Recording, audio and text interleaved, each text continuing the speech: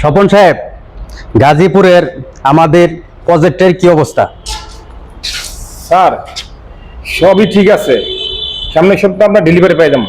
Good, delivery প্রজেক্টটা ওকে।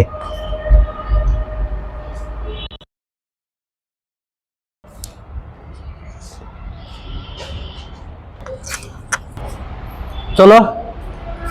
দোস্ত মানিক, আমি খুব বিপদে পড়ে তোর কাছে আইছি। আমি যে কোম্পানিতে চাকরি করতাম ওই কোম্পানিটা একদম বন্ধ হয়ে গেছে। যদি পারোস তোর কোম্পানিতে আমার একটা চাকরি ব্যবস্থা করে দে। আমি কি করতে পারি?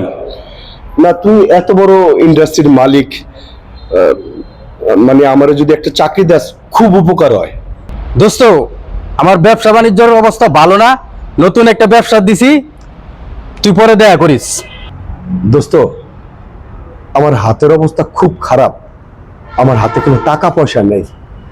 যদি সম্ভব হয় আমার কয়টা টাকা দে, আমি সকাল থেকে কিছু খাই নেই। তোর আগে কইছি নতুন একটা ব্যবসা চালু করছি, ব্যবসার অবস্থা ভালো না, তুই এখন যা। স্যার আপনার বন্ধু তো বড় শাস্ত্রা। চলো।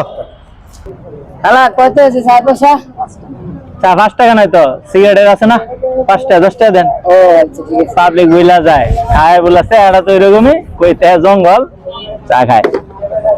ও আমার রসিয়া বন্ধু রে তুমি কেন দোস্ত, কি রে তুই কই থেকে এলি? সারাদিন তোরে খুঁজলাম পাইলাম না, মনটা খারাপ তোর, মুডটা শুক না, ওরা নাকি দোস্ত বদলি। দোস্ত, কয়টা টাকা দিবি?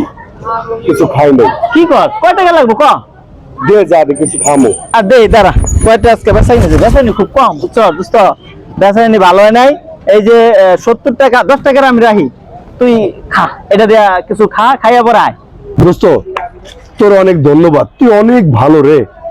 তুই গরিব কিন্তু তোর মনটা অনেক বড়। দূর বেড়া, তুই কি আজে বাজে কথা কস? আমরা ছোটবেলার বন্ধু না, একসাথে খেলাধুলা করছি, পড়ালেখা করছি একসাথে। ভাগ্য দোষী না আমি চায়ের দোকানদার হয়েছি এখন। তোর কি মনে নাই ছোটবেলায় আমরা ওই আবুলের দোকানে গিয়া চা খাইতাম? তোর তো মনে নাই, তুই তোর পকেট থেকে চা বিস্কিট যা ইচ্ছা মন চায় খাইছি, পেট ভরে খাইছি, আর তুই বিল দিছিস তোর পকেট থেকে। দোস্ত, তোর অনেক ধন্যবাদ। আর দূর বেড়া, এটা কোনো কথা হইলো? এটা কোনো সমস্যাই না, তোর কাছে থাকলে আমি যাইতে পারি না, সমস্যা থাকলে আইবি, টেনশন করিস না, যা আবার আইস বিকালে, চা খাওয়া নি ফিরি ফিরি। ও আমার রসিয়া বন্ধু রে তুমি কেন। আজকে আবার ওই কি কয় আল্লাহ জানে। কইছিল তো পরে দেখা করিস, ওর তো মতি গতির ঠিক নেই। দেহি কি হয় কি কয়, অনেক সময় তো হয়ে গেল। হ্যাঁ, হ্যালো কামরুল সাহেব, কি অবস্থা আপনার? অফিসে কি আসছেন? হ্যাঁ ঠিক আছে, আমি আসতেছি। ঠিক আছে দোস্ত, এই শালারে দেখলে আমার শরীরটা আগুন জ্বলে। আরে বেটা, অতীত ভুলে গেছস।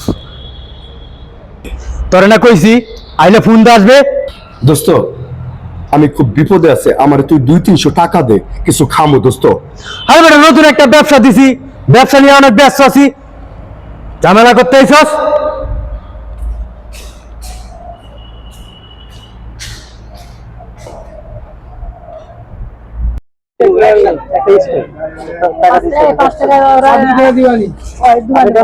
কি রে কই গেছিলি? বর দরকার নাই, আগে খাই আয়, যা বুঝছি তোর মুখটা হুক না, যা ল এই কটা যা। তুই সামান্য চায়ের দোকানদার, তোর পকেটে যা আছে তুই আমার তাই দিয়া দিলি। আর আমার বন্ধু মানিক এত বড় ইন্ডাস্ট্রিয়াল, ওর কাছে গেছিলাম, ওর কাছে 2 দিন টাকা চাইছি, একদিনও টাকা দেয় নাই। চাকরি তো প্রশ্ন ওঠে না। আসলে তুই গরিব, তোর মনটা অনেক বড় রে।